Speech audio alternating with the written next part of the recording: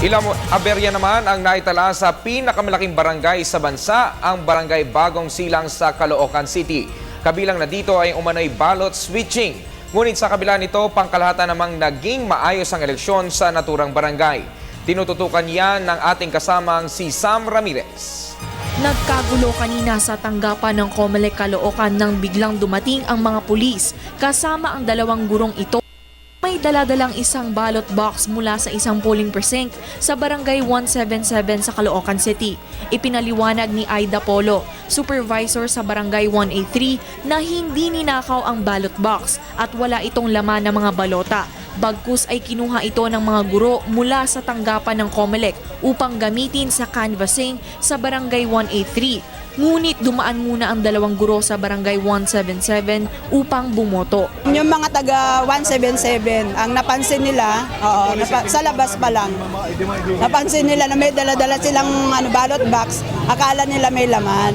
Samantala, ayon naman kay Teacher Georgina Erfe, mahalagang maging transparent sa pagtatali ng mga boto upang hindi magkagirian sa pagitan ng mga poll watchers. Sa canvassing yan mamaya, yung sa bilangan. So kailangan yung watchers din, kasi kailangan yung watchers nila nandyan lahat para makikita kung ano yung binabasa mo, meron sa likod mo, binabantayan nila kung ano yung binabasa mo.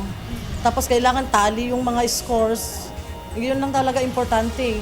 Ayon naman kay Director Victoria Martires, chairperson ng Board of Canvassers sa Barangay Bagong Silang, handa na ang kanilang barangay sa bilangan ng Dagdag pa ng direktor, kung dati ay iisa lang ang canvassing center sa barangay, ngayon ay may itinalaga ng 6 na sub-canvassing centers. Wala naman, wala.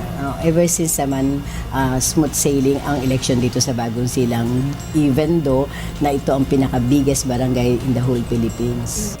Dahil sa pag-aproba ng Comelec na magkaroon ng 6 na sub-canvassing committees dito sa Bagong Silang Barangay 176 sa Caloocan City, inaasahan na hindi naaabot ng 2 araw bago pa makuha ang resulta ng barangay elections. Nag-uulat para sa Telebisyon ng Bayan, Sam Ramirez.